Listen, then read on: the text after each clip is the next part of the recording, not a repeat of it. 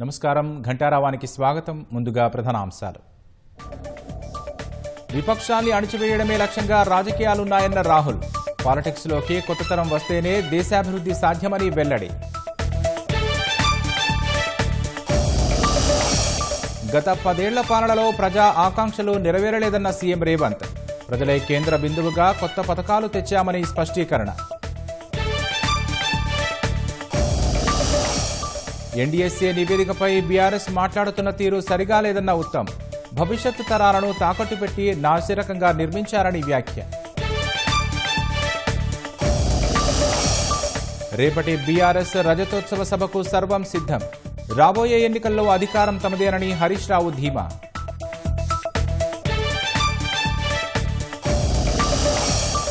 జమ్మూ కశ్మీర్లో ముష్కరుల కోసం కొనసాగుతున్న వేట. అనంతనాగ్లో 175 మంది అనుమానితుల అరెస్ట్.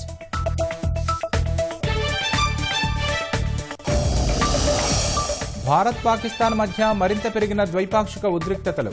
ఎల్ఓసి వద్ద దాయాది కవ్వింపు చర్యలు, తిప్పికొట్టిన సైన్యం. వాటికన్ సిటీలో పోప్ ఫ్రాన్సిస్ అంత్యక్రియలు. ప్రపంచ దేశాధినేతలు హాజరై నివాళులు.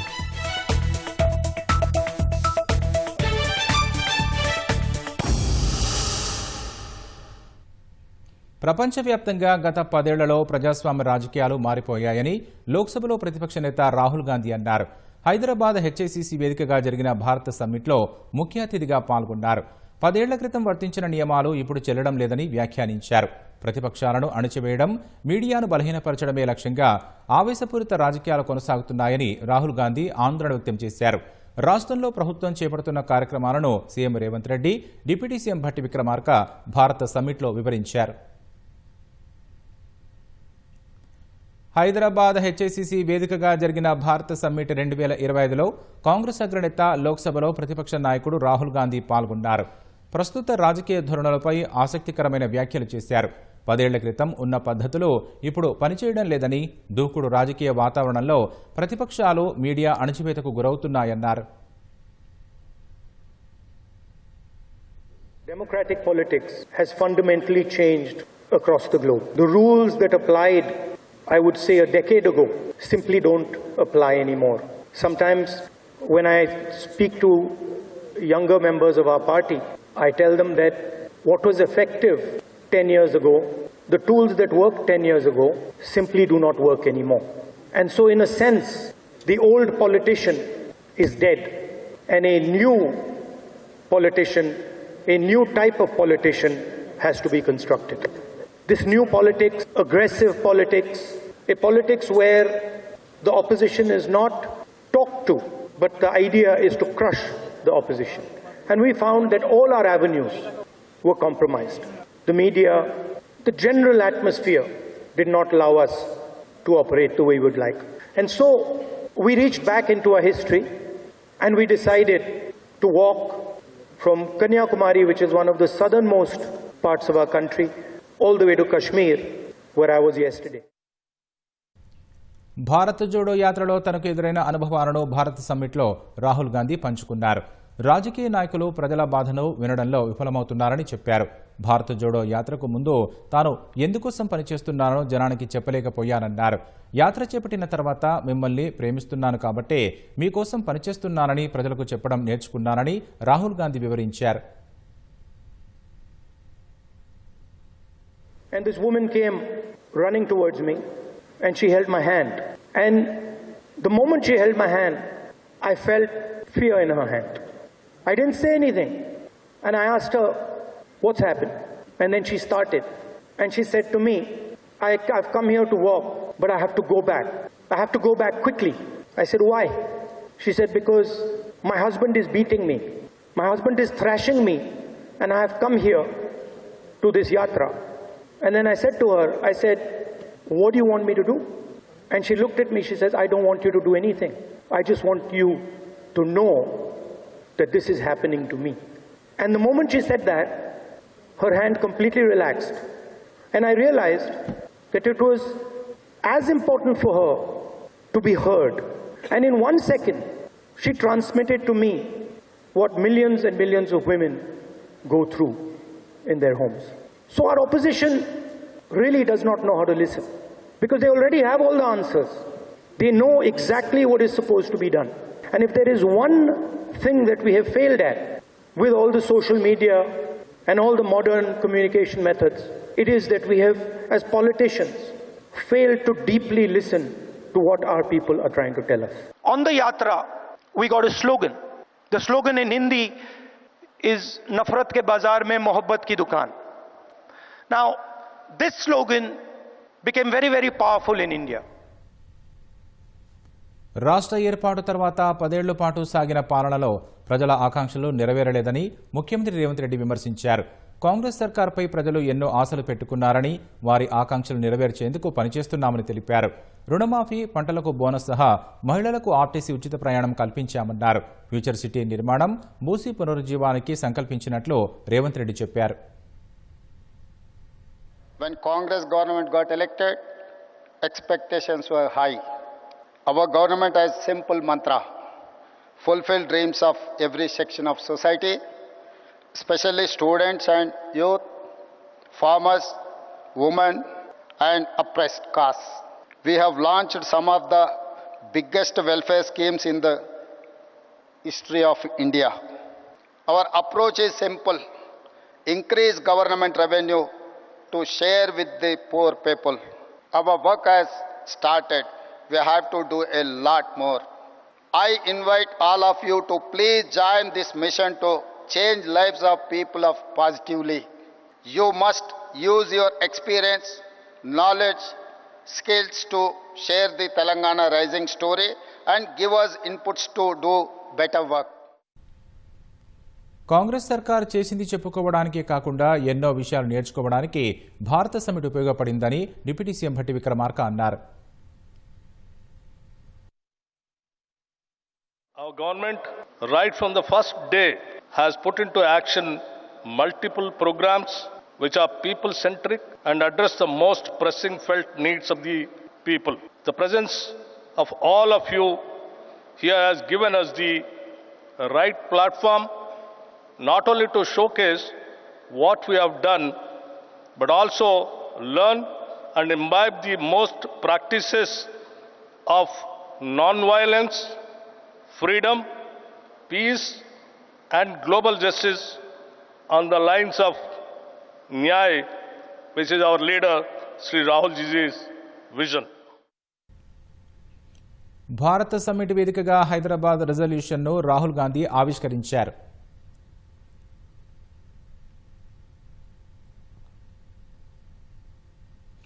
దేశ చరిత్రను ఇతర దేశాలతో ఉన్న సారూప్యతను తెలిపేలా భారత సమ్మిట్లో ఫోటో, వీడియో ఎక్స్పో ఏర్పాటు చేసినట్లు ఉప ముఖ్యమంత్రి భట్టి విక్రమార్క తెలిపారు. ఫోటో, వీడియో ఎక్స్పోను మంత్రి శ్రీధర్ బాబుతో కలిసి ప్రారంభించిన భట్టి విక్రమార్క స్వాతంత్ర్యోద్యమ సమయం నుంచి దేశం వృద్ధి చెందిన విధానాన్ని, ఆయా దేశాలతో పాటించిన సంబంధాల్ని, ఆయా దేశాలతో ఉన్న సారూప్యతను ఎక్స్పోలో వివరించినట్లు తెలిపారు. రాష్ట్రాన్ని దేశంలో ఉన్నతంగా నడిపేందుకు కాంగ్రెస్ ప్రభుత్వం కృషి చేస్తోందని మరో మంత్రి శ్రీధర్ బాబు తెలిపారు. అందుకు అందరి సహకారం కావాలని కోరారు. న్యాయం కోసం మన దారి అని చాలా స్పష్టంగా ఈరోజు కాంగ్రెస్ పార్టీ మూల సిద్ధాంతాలైనటువంటి ఆలోచనలు మన నాయకులు రాహుల్ గాంధీ గారు కానీ, మల్లికార్జున ఖర్గే గారు కానీ, వారి ఆలోచనకు అనుగుణంగా ఈరోజు కాంగ్రెస్ ప్రభుత్వంగా మేము ఈ భారత్ సమ్మిట్ ని ఇక్కడ ఏర్పాటు చేసి ఈ ప్రపంచానికి ఈ ఎగ్జిబిషన్ ద్వారా మన చరిత్ర మొత్తాన్ని, దశాబ్దాలుగా భారతదేశం చేసిన ప్రయత్నాలని, వాటి సంబంధించిన విజువల్స్ అన్నిటిని కూడా ఈరోజు మీరు కూడా తీసి ప్రపంచానికి అందించాల్సిందిగా విజ్ఞప్తి చేస్తాము. మన దేశ స్వాతంత్రం దగ్గర నుంచి మొదలుకొని ప్రజాస్వామ్య హక్కుల గురించి కానీ, శాంతి గురించి కానీ వందలాది మంది వివిధ దేశాల నుంచి పాల్గొంటా ఉన్న ప్రతినిధులు అందరూ కూడా మన దేశానికి సంబంధించిన చరిత్ర, మన దేశం ఈరోజు రాజ్యాంగాన్ని ఒక పవిత్రమైన స్ఫూర్తితో ముందుకు తీసుకెళ్తూ అందరూ కూడా రాబోయే కాలంలో అంతర్జాతీయ స్థాయిలో ఈరోజు ప్రపంచంలో ఉన్న ప్రతి వ్యక్తి శాంతి కోరుకోవాలి, శాంతిని నెలకొల్పాలి, ఈరోజు అందరూ కూడా బాగుండాలని ఆలోచన చేస్తా ఉన్న వారి ఆలోచనను కూడా ఈ ఎగ్జిబిషన్ ద్వారా తెలియజేయడం జరిగింది. భవిష్యత్ తరాలను సైతం తాకట్టు పెట్టి అప్పులు తెచ్చి నాసిరకంగా కాళేశ్వరం ప్రాజెక్టు కట్టిన బీఆర్ఎస్ ఎన్డీఎస్ఏ నివేదికపై మాట్లాడుతున్న తీరు సరిగా లేదని మంత్రి ఉత్తమ్ కుమార్ రెడ్డి విమర్శించారు. దేశంలో డ్యాంలకు సంబంధించి ఎన్డీఎస్ఏ కంటే నిష్ణాతులు ఎవరూ లేరని ఆయన హైదరాబాద్లో చెప్పారు. కాళేశ్వరం, అన్నారం, సుందిళ్ల నిరుపయోగంగా ఉన్నా కూడా తెలంగాణలో యాసంగిలో 127 లక్షల మెట్రిక్ టన్నుల ధాన్యం పండిందని ఆయన గుర్తు చేశారు. ఎన్డీఎస్ఏ సిఫార్సుల మేరకు ముందుకు వెళతామని మంత్రి ఉత్తమ్ స్పష్టం చేశారు. నేషనల్ డ్యామ్ సేఫ్టీ అథారిటీ ఏ విధంగా అయితే మేడిగడ్డ బ్యారేజ్ కూలిపోయిందో అన్నారం, సుందిళ్ల బ్యారేజ్ కూడా అటువంటి సాయిల్లోనే కట్టారు. అదే సీకెంట్ పైల్ ఫౌండేషన్ ఉపయోగించారు. డిజైన్ సరిగ్గా చేయలేదు. ముందు ఒక చోట నిర్మాణం తలపెట్టి మరో చోట నిర్మాణం చేశారు. ఫ్యాక్ట్స్ అండ్ ఫిగర్స్ చాలా స్పష్టంగా తెలియజేసింది. వేరే దేశాల్లో 1,00,000 కోట్లు వృధా చేస్తే మరి ఏ విధంగా శిక్ష పడేదో మీరందరూ గమనించాలి. తెలంగాణ ప్రజలని, రైతులని తాకట్టు పెట్టి అప్పు తీసుకొచ్చి వాళ్ళ హయాంలో డిజైన్ చేసి నిర్మాణం చేసిన ప్రాజెక్టు కూలిపోవడం అంటే ఇది ఎంత పెద్ద విషయమో, ఎంత ద్రోహమో మరి యావత్ తెలంగాణ ప్రజలు, రైతులు గమనించాలని చెప్పి విజ్ఞప్తి చేస్తున్నా. కాళేశ్వరం ప్రాజెక్టులో జరిగిన అవినీతి బయటపడాలంటే సీబీఐ దర్యాప్తు చేయాలని బీజేపీ ఎంపీ ధర్మపురి అరవింద్ అన్నారు. 10 ఏళ్లు రాష్ట్రాన్ని అప్పులపాలు చేసిన బీఆర్ఎస్ ఏ ముఖం పెట్టుకుని రజతోత్సవాలు జరుపుకుంటోందని ప్రశ్నించారు. దోచుకున్న సొమ్ముతో సభ పెడుతున్నారని ఆరోపించారు. ఉత్తమ్ కుమార్ రెడ్డి, కేసీఆర్ ఆప్తమిత్రులన్న అరవింద్ 2018లో కేసీఆర్ చెప్పిన వాళ్లకే కాంగ్రెస్ టికెట్లు ఇచ్చిందని ఆరోపించారు. గత ప్రభుత్వం చేపట్టిన ఓవరాల్ కాళేశ్వరం ప్రాజెక్టు 2016లో మొదలు పెట్టుకుని 2019లో కంప్లీట్ చేసింది. అంత తొందర ఏముండే అన్నది ఒక క్వశ్చన్. డిపిఆర్ అప్రూవల్ కాకంటే ముందే డ్యామ్ కన్స్ట్రక్షన్, ప్రాజెక్టుల కన్స్ట్రక్షన్ మొదలైపోయింది. లొకేషన్ మారడానికి మర్మం ఏంది? ఇది కంప్లీట్ ముఖ్యమంత్రి కాడికెళ్లి మీ చీఫ్ ఇంజనీర్లు, మీ సెక్రటరీలు, మీ ఐఏఎస్ ఆఫీసర్లు, మీ కాంట్రాక్టర్ మొత్తం పై నుంచి కింది దాకా అందరు కుమ్ముక్కైతేనే ఇది జరుగుతుంది. No third party quality audit. ఇంత పెద్ద ప్రాజెక్ట్ క్వాలిటీ ఆడిటింగ్ చేసుకోరండి. ఎంత మింగినరు, ఎవరెవరు ఆఫీసర్లు ఇన్వాల్వ్ అయి ఉన్నారు, ఇవన్నీ బయటపడాలంటే ఈ టెక్నికల్ ఎంక్వైరీలు ఒకటే సరిపోవు. ప్రాపర్ సిబిఐ ఎంక్వైరీ వీళ్ళ కుటుంబం మీద, ఆనాటి ఇరిగేషన్ మంత్రి మీద, ముఖ్యమంత్రి మీద, కేటీఆర్ మీద జరగాలి. కాళేశ్వరం ఈఎన్సీ హరిరామ్ ఇంట్లో ఏసీబీ సోదాలు చేపట్టారు. కాళేశ్వరం ప్రాజెక్టు నిర్వహణ, రీడిజైనింగ్, రుణాల మంజూరులో హరిరామ్ కీలకంగా వ్యవహరించి ఆదాయానికి మించి ఆస్తులు కూడగట్టారనే ఆరోపణలపై ఏసీబీ ఈ సోదాలు చేపట్టింది. హైదరాబాద్ షేక్పేటలోని ఆయన నివాసంలో ఉదయం నుంచే ఏసీబీ అధికారులు తనిఖీలు చేపట్టారు. పలు కీలక దస్త్రాలు స్వాధీనం చేసుకున్నట్లు తెలుస్తోంది.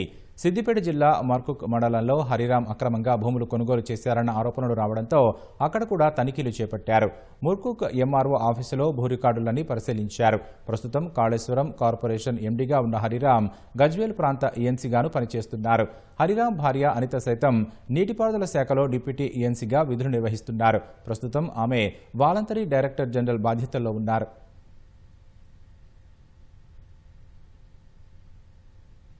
బీఆర్ఎస్ రజతోత్సవానికి సర్వం సిద్ధమైంది. హనుమకొండ జిల్లా ఎల్కతుర్తిలో రేపు సాయంత్రం అట్టహాసంగా సభ ప్రారంభం కానుంది.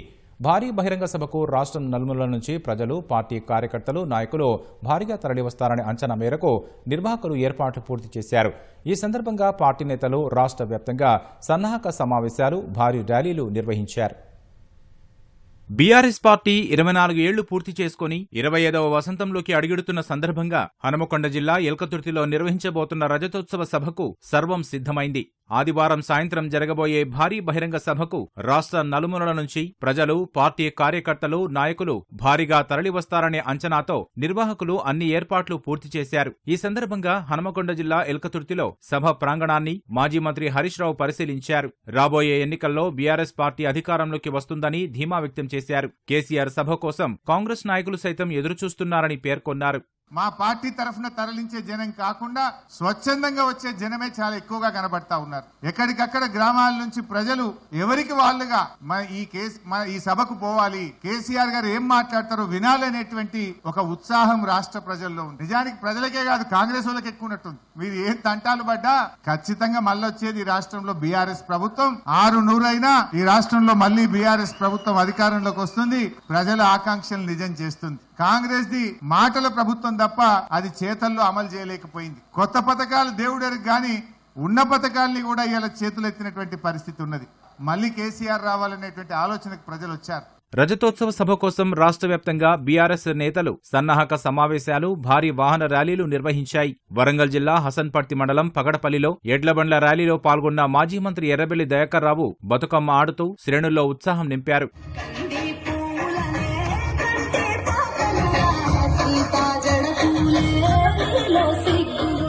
సూర్యాపేట నుంచి రైతులు చేపట్టిన ఎడ్లబండ్ల ర్యాలీని హనుమకొండలో జిల్లా బీఆర్ఎస్ అధ్యక్షులు దాస్యం వినయ్ భాస్కర్ స్వాగతం పలికారు. ఎడ్లబండ్లపై ర్యాలీగా వచ్చిన రైతులను పూలదండలు, శాలువాలతో సత్కరించారు. మంచిర్యాల జిల్లా మందమరిలో మాజీ ఎమ్మెల్యే బాల్కసుమన్ ఆధ్వర్యంలో బైక్ ర్యాలీ నిర్వహించారు. పార్టీ శ్రేణులు పెద్ద ఎత్తున పాల్గొని నినాదాలు చేస్తూ ఉత్సాహంగా ర్యాలీలో పాల్గొన్నారు. రజతోత్సవ సభ కోసం పార్టీ నేతలు, కార్యకర్తలు సన్నద్ధం కావాలని మాజీ ఎంపీ వినోద్ కుమార్ పిలుపునిచ్చారు. అంటే గులాబీ జెండా శ్రేణులే కాకుండా సామాన్య ప్రజలు స్పందన ఎక్కున్నది.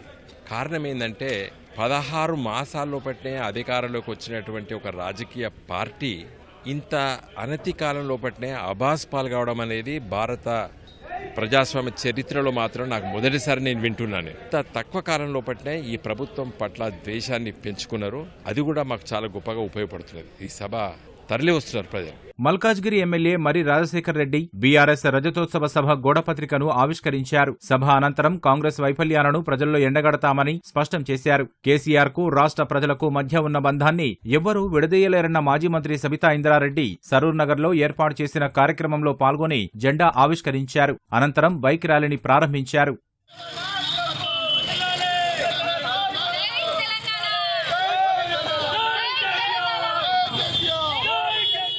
రజతోత్సవ సభకు దాదాపు 10 లక్షల మంది తరలివస్తారని అంచనా మేరకు నిర్వాహకులు మజ్జిగ ప్యాకెట్లు, మంచినీళ్ల బాటిళ్లు సిద్ధం చేశారు. దూరం నుంచి చూసేవారి కోసం సభ పరిసరాల్లో ఎల్ఈడీ తెరలను సైతం ఏర్పాటు చేశారు. కేంద్ర హోంశాఖ ఆదేశాల మేరకు పాకిస్తానీలను స్వదేశానికి పంపించేందుకు ఏర్పాట్లు చేస్తున్నట్లు డీజీపీ జితేందర్ వెల్లడించారు. రాష్ట్రంలో 230 మంది పాకిస్తానీలు ఉన్నారని ఆయన వారిలో 199 మంది లాంగ్ టర్మ్ వీసాలు కలిగి ఉన్నారని చెప్పారు. కేంద్ర హోంశాఖ ఆదేశాలతో ఈ లాంగ్ టర్మ్ వీసాలున్న వారి జోలికి వెళ్లట్లేదని అంటున్న డీజీపీ జితేందర్తో మా ప్రతినిధి రమేష్ ముఖాముఖి.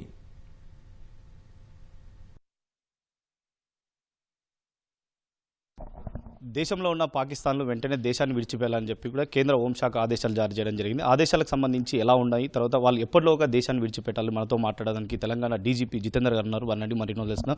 సార్, ఇప్పటికే కేంద్ర హోంశాఖ కొన్ని ఆదేశాలు జారీ చేయడం జరిగింది. అంటే దేశంలో ఎక్కడైతే పాకిస్తాన్లో వాళ్ళు వెంటనే వెళ్ళిపోవాలని, కానీ ఎలాంటి ఆదేశాలు ఉన్నాయి? హైదరాబాద్కి సంబంధించి ఎంతమంది పాకిస్తాన్లు ఇక్కడ ఉన్నారు? ఇక్కడ మన ఆర్డర్లో ఏమి ఉంది, all cases which are LTV or this diplomatic passport or official passport, they are exempted. So మన దగ్గర 199 persons ఉన్నారు, వారు ఎల్టీవీ వాళ్ళు ఉన్నారు, means long term visa. So వారికి ఎగ్జంప్షన్ ఉంది.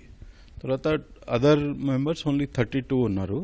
సో 32 వారు ఆల్రెడీ మన నోటీస్ ఇష్యూ చేస్తున్నాము వారికి, లీవ్ ఇండియా నోటీస్. సో మన వారు 27 వరకు వెళ్ళాలి. అదర్వైజ్ కూడా ఇది మన అటారీ బార్డర్ దగ్గర 30th వరకు పర్మిట్ చేస్తారు, అది పోవటానికి ఓపెన్ ఉంటుంది. సో 30th వరకు అక్కడ నుంచి వెళ్ళవచ్చు, but it will get suspended on 27th. And only this medical visa వాళ్ళు వారికి 29th వరకు ఉంటుంది. సో 29th వరకు దే షుడ్ లీవ్. ఇప్పటికే కొందరికి నోటీసులు ఇచ్చారు, వాళ్ళు రెస్పాండ్ ఏమైంది సార్? అంటే ఏమన్నా వివరణ ఏమైనా ఇచ్చారు? They will go, mostly they will go, because already government నుంచి ఆర్డర్ వచ్చింది. So they will definitely go.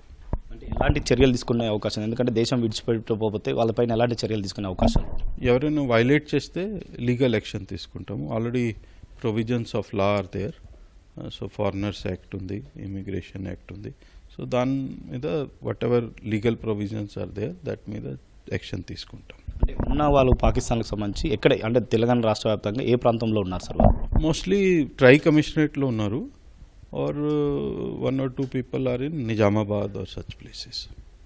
Maximum tri కమిషనరేట్లో ఉన్నారు. అంటే ఇప్పటికే నోటీసులు ఇచ్చినప్పటికీ వాళ్ళ రెస్పాండ్ ఏ విధంగా సార్? అంటే వెళ్తామన్నారా లేదా? ఇంతకీ డెఫినెట్గా వెళ్తారు. ఇది మొత్తం మీద ఖచ్చితంగా కేంద్ర హోంశాఖ సంబంధించి కూడా ఆదేశాలు జారీ చేయడం జరిగింది. కాబట్టి మరి ఈ నెల 30వ తేదీ వరకు కూడా పాకిస్తాన్కి వెళ్ళిపోవాలని చెప్పి కూడా ఆదేశాలు ఉన్నప్పటికీ ఖచ్చితంగా ఇప్పటికే కొందరికి నోటీసులు జారీ చేశాము. ఆ నోటీసుల ప్రకారం కూడా ఈ నెల 30వ తేదీన ఖచ్చితంగా పాకిస్తాన్కి వాళ్ళకి వెళ్ళాలి, లేకపోతే ఖచ్చితంగా చర్యలు అయితే తీసుకుంటామని చెప్పి కూడా డీజీపీ జితేందర్ అయితే చెప్తున్న పరిస్థితి. వీడియో జర్నలిస్ట్ నరేందర్తో రమేష్, ఈటీవీ, హైదరాబాద్. పెహల్గాంలో పర్యాటకులపై ఉగ్రదాడి తర్వాత ముష్కరులను పట్టుకునేందుకు భద్రతా దళాలు గాలింపు ముమ్మరం చేశాయి. అనంతనాగ్ జిల్లాలో ఇప్పటివరకు 175 మంది అనుమానితులను అదుపులోకి తీసుకున్నాయి. జమ్మూ కశ్మీర్లో హిజ్బుల్ ముజాహిదీన్, లష్కర్ ఎ తోయిబా, జైషే మొహమ్మద్తో సంబంధాలు ఉన్న 14 మంది స్థానికులతో నిఘా వర్గాలు ఓ జాబితాను రూపొందించినట్టు తెలిసింది. ఈ 14 మంది 20 నుంచి 40 ఏళ్ల మధ్య వయస్కులేనని వెల్లడించాయి. పాకిస్తాన్ నుంచి వచ్చే విదేశీ ఉగ్రవాదులకు రవాణా, క్షేత్రస్థాయి మద్దతు అందిస్తారని తెలిపాయి. కుల్గాం జిల్లా కైమోహ్ ప్రాంతంలో ఉగ్రవాదులతో కలిసి పనిచేస్తున్న ఇద్దరిని బలగాలు అరెస్టు చేశాయి. అనంతనాగ్ జిల్లాలో పోలీసులు, సైన్యం, సిఆర్పీఎఫ్, సిఏపిఎఫ్ ఇతర బలగాలు సైనిక జాగిలాలు, డ్రోన్ల సాయంతో వేట సాగిస్తున్నాయి. ఈ క్రమంలో కుప్వారాలోని సెదోరి నాలా అటవీ ప్రాంతంలో ఉగ్రవాదుల స్థావరాన్ని గుర్తించిన బలగాలు 5 AK-47 రైఫిల్స్, AK-47 మ్యాగజైన్స్ 8, ఒక పిస్టల్, 660 రౌండ్ల బుల్లెట్లు, మందుగుండు సామాగ్రి స్వాధీనం చేసుకున్నాయి. గత రాత్రి లష్కర్ ఎ తోయిబా ఉగ్రవాది జకీర్ అహ్మద్ గనీ, షాహిద్ అహ్మద్ కుట్రాయ్, మరో అనుమానితుడు హక్సార్ ఉల్ హక్ షేక్ ఇళ్లను గుర్తించిన భద్రతా దళాలు వాటిని కూల్చేశాయి. అంతకుముందే పహల్గాం దాడికి పాల్పడిన ముష్కరుల్లో ఒకడైన ఆదిల్ హుస్సేన్ థోకర్, మరో ఉగ్రవాది ఆసిఫ్ షేక్ ఇళ్లను నీలమట్టం చేశాయి.